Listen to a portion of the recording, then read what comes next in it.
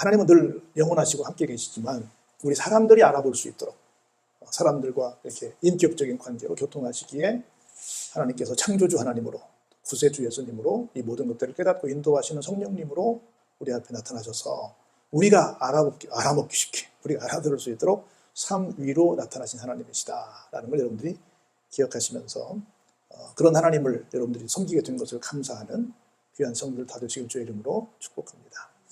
그런 하나님께서 성경에 얼마나 많은 역사를 하셨어요. 오늘 그 중에 한 대목만 우리가 잠깐 보면서 그 하나님께서 이런 일을 하시는 분이시구나 라고 하는 걸 깨닫고 은혜 나누는 시간 되기를 바랍니다. 오늘은 아이성 전투에 대한 얘기예요.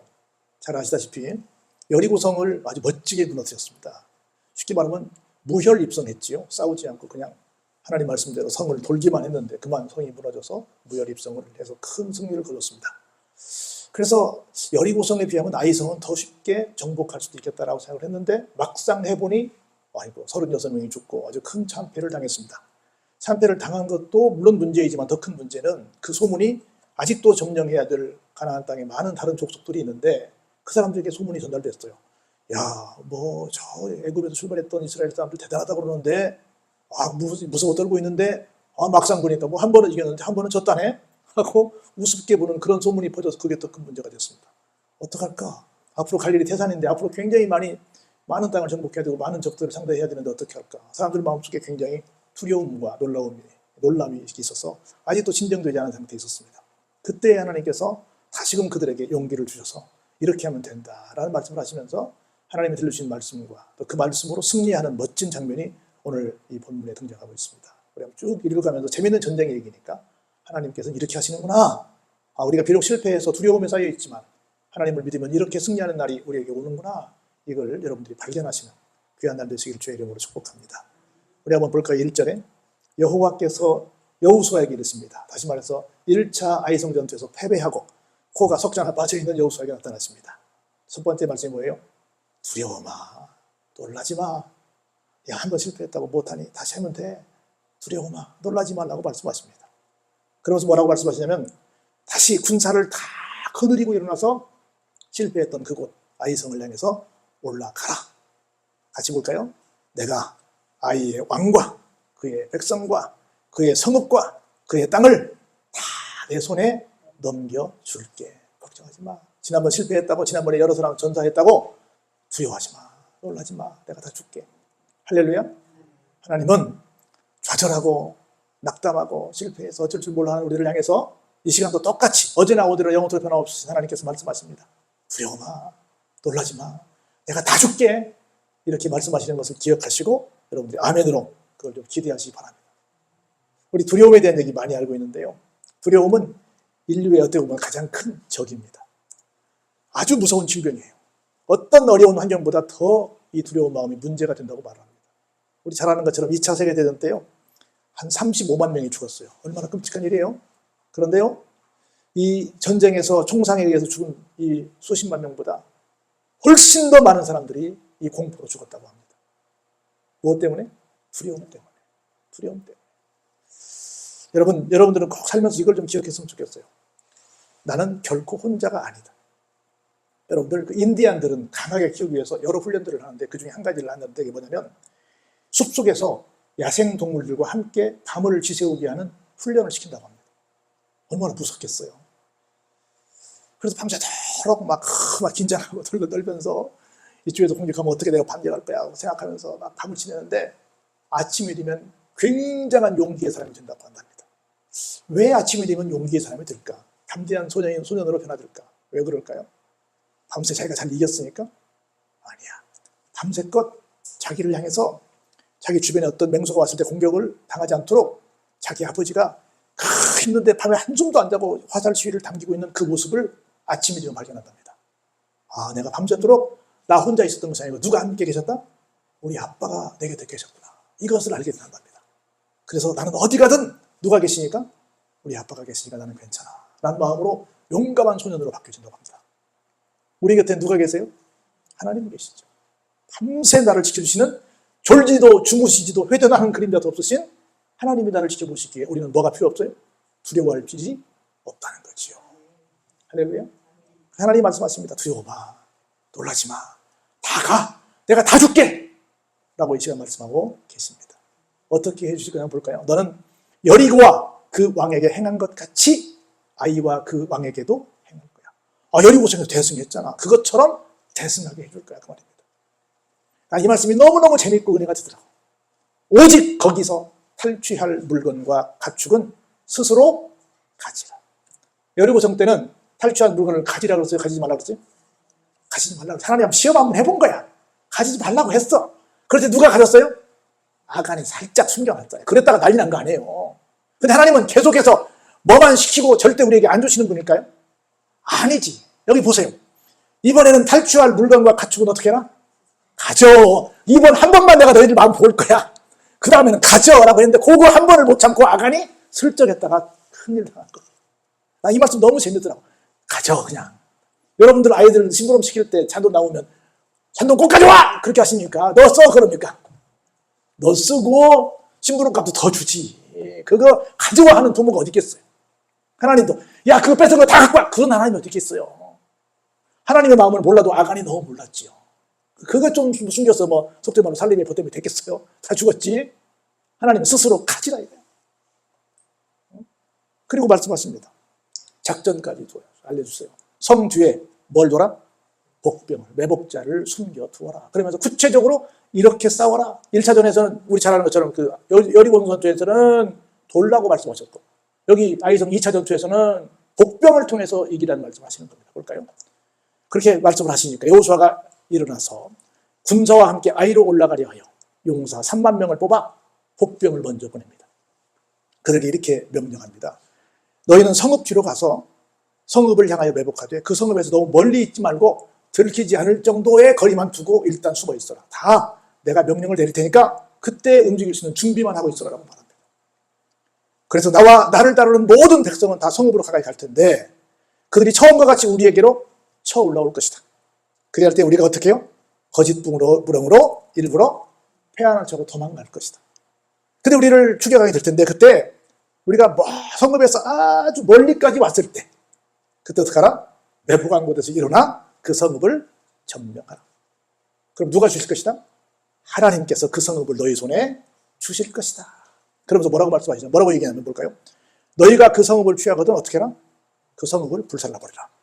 그러면서 뭐라고 말하냐면 여호와의 말씀대로 행하라.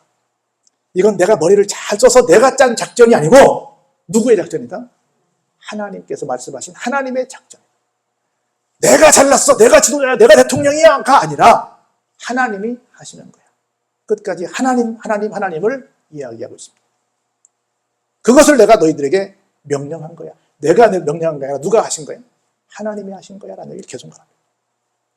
그래서 그들을 보냈고 그들이 매복할 곳으로 가서 아이 서쪽 베델과 아이 사이에 매복을 했고 여호수아는 그 밤 백성들과 함께 잠을 잤어요.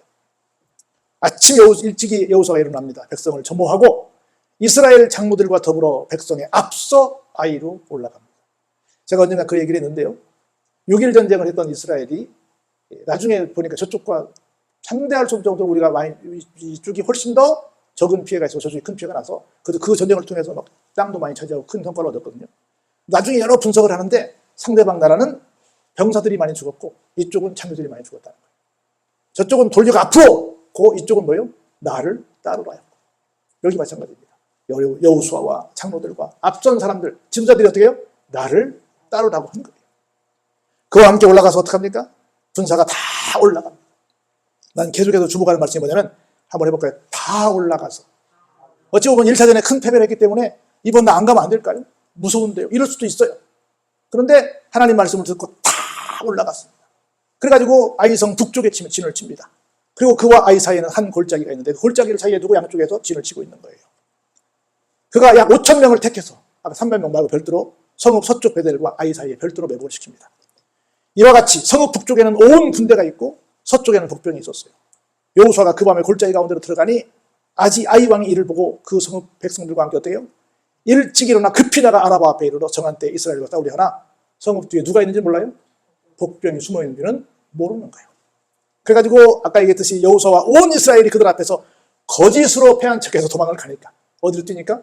광야로 뛰니까 그 성읍에 있는 사람들이 뛰어나오는데 어때요? 너무 멀리까지 왔습니다. 근데 보니까 얼마큼 왔어요? 그 성읍에 싸워야 될 군사가 있어야 되는데 한 명도 남김없이 야, 저 친구들은 지난번에 우리가 이겼던 아주 힘없는 친구들이야. 이번에 아예 다 죽여버리자! 하고는 다 따라오는 거예요. 아무도 없으니까. 그때 비로소 여호수아가 돌아서서 어떡합니까? 손에 잡은 단창을 들어 아이를 탁 가리키면서 내가 이 성읍을 내 손에 넘겨주리라! 하나님의 말씀을 선포합니다. 여호수아가 그의 손에 잡은 단창을 들어 그 성읍을 가리켰더니 어때요? 갑자기 복병들이 뛰어들어가서 성읍을 다 뭐해요? 불질러 버립니다. 막 따라오다 보니까 어떻게 됐어요? 갑자기 도망가던 이스라엘 병력들이 뒤돌아서 또 공격을 해오고 뒤에 있는 자기 성읍도 어떻게 됐습니까? 다른 병력이 들어가 있고 이미 다 점령을 해서 불을 질러버린 상황이 돼서 도대체 이게 앞으로 가야 돼? 뒤로 가야 돼? 정말 허둥지둥 당황하기 시작했습니다. 그래가지고 일어나서 숨어있던 사람들이 다 어떻게 합니까? 그들을 쳐 죽입니다. 복병도 성읍에서 침해 그들이 이스라엘 중간에 들게 됩니다. 어떤 사람들은 이쪽에서 어떤 사람들은 저쪽에서 쳐 죽여서 어때요? 한 사람도 남거나 도망가지도 못하게 되는 형국에 빠지고 맙니다. 결국 누구까지 잡혀요? 왕까지 잡힙니다. 그래가지고 왕에 붙들려서 여호수아 앞에 끌려오게 됩니다. 그 이스라엘 자기들을 광야로 추격하던 모든 아이들을 들여서 죽이니까 그날에 다 엎드러진 사람들이 몇 명이래요? 모두 장정만 싸우는 병사만 12,000명이나 되었다고 합니다. 그래서 아이의 주민들을 다 진멸하여 하나님께 바치기까지 여호수아가 어떻게 했어요? 단창을 거두지 아니했습니다. 나는 대장이니까 이 정도 했으면 쉬어도 되지가 아니라 마지막까지 여호수아가 끝까지 처음에는 앞서갔고 두 번째는 전쟁이 끝날 때까지 창을 거두지 않고 끝까지 했다는 겁니다. 마치 누가 생각이 나세요? 우리 조선시대 이수진 장군이 생각이 나죠? 마지막까지. 그리고 오직 그 성읍의 가축과 노력한 것은 여호와께서 여호수아에게 명령하신 대로 전투에 참여했던 모든 사람들이 탈취하게 됩니다. 전리품이 굉장히 컸겠죠.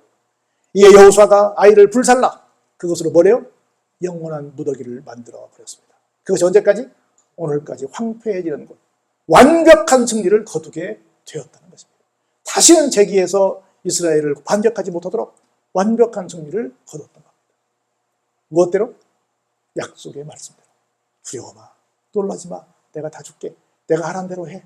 그걸 여호수아는 하나님의 명령이야, 하나님의 작정이야 라고 선포했더니 그대로 했더니 그대로 이루어진 줄로 믿습니다.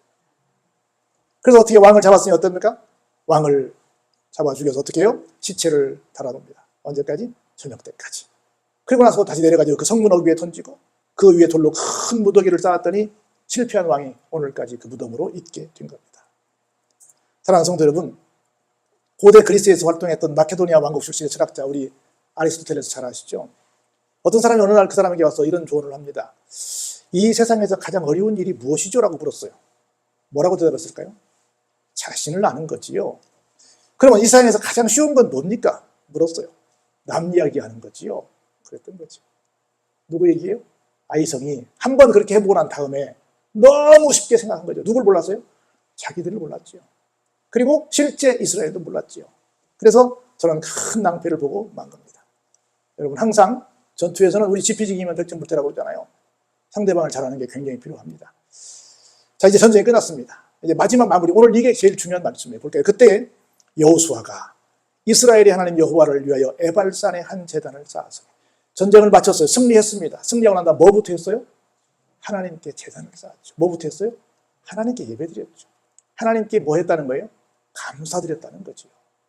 왜? 누가 했으니까 이 전쟁을? 하나님이 하셨으니까.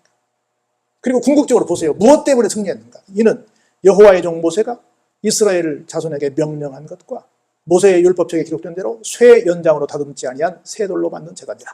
우리가 여호와께 번제물과 화목제물을 그 위에 드렸다. 무슨 제사를 드렸냐면 첫 번째는 번제를 드렸대요. 번제는 뭐예요? 제물을 온전히 태워드리는 건데 하나님이 이제 우리가 온전히 하나님 앞에 헌신하며 살겠습니다. 오늘날로 말하면 헌신예배예요. 번제가 헌신하며 살겠다는 하나님께 온전히 영광을 올려드리는 충성된 삶을 살겠다는 약속이 이 번제입니다. 하나님께 모든 걸 다 드리겠다. 그리고 화목제. 우리가 지난날 죄 때문에 아이성 전투 1차전에서 졌고 하나님 마음을 상하게 되어서 하나님과 관계가 좀 복잡해졌는데 이제부터는 하나님과 잘 지내보도록 하겠습니다. 라고 하는 화목제물을 드렸어요. 그리고 여호수아가 거기서 모세가 기록한 율법을 이스라엘 자손의 목전에 뒀대요. 그 돌에 기록을 합니다. 말씀을 기록합니다. 그리고 온 이스라엘과 그 장로들과 관리들과 재판장들과 본토일뿐 아니라 이방인까지 여호와의 언약궤를 맨 레위 사람 제사장들 앞에서 궤의 좌우에 섭니다. 그래서 이스라엘 백성의 절반은 그리심산에, 절반은 에발산 앞에 서게 돼요. 이는 전에 여호와의 종 모세가 이스라엘 백성에게 축복하라고 명령한 대로 한 거예요. 그 후에 여호수아가 보세요. 율법책에 기록된 모든 것대로 축복과 저주하는 율법의 모든 말씀을 어떻게 했어요? 낭독했어요. 우리가 지난달 실패했던 이유는 뭐였다? 하나님의 말씀에 귀를 기울이지 않았던 것이다. 우리가 앞으로 계속해서 두려움 없이 놀람 없이 승리하는 삶을 살 수 있는 비결은 뭐다? 하나님의 말씀을 앞세우고 나아가는 것이다. 그래서 무슨 말씀이든 볼까요? 35절에 기가 막힌 말씀이 나와요. 모세가 명령한 것은 여호수아가 이스라엘 온 회중과 여자들과 아이와 그들 중에 동행하는 거류민들 앞에서 같이 한번 읽어볼까요? 낭독하지 아니한 말이 하나도 없었다. 하나도 빼놓지 않고 모두 말씀을 낭독했어요. 어찌 보면 전쟁하고 와서 하마터면 죽을 뻔했는데 얼마나 지치고 힘들겠어요. 우선 쉬고 먹어라 부어라 마셔라 뭐 즐겨라 하고 어떤 승리에 도취해서 어떤 잔치부터 할 수도 있습니다. 다 놓고 하나님께 예배부터 드렸습니다. 그리고 그 말씀을 기록했습니다. 그리고 그 말씀을 낭독했습니다. 낭독한 말씀도 뭐 약식으로 하지 않고 모두 다 했습니다. 낭독하지 않은 말씀이 없었습니다. 자기들의 승리의 비결, 앞으로 나아갈 모든 성공의 비결은 뭐다? 말씀입니다. 오직 말씀입니다.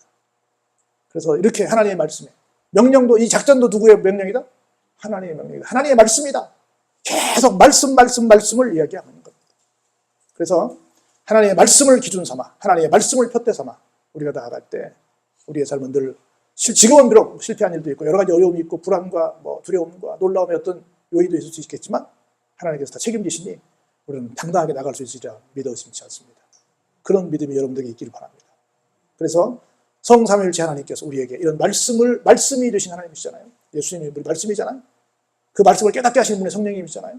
그 말씀이 여러분들의 이 삶의 어떤 지침이 되어서 날마다 멋진 승리의 삶을 이어가시기를 주의 이름으로 축원합니다.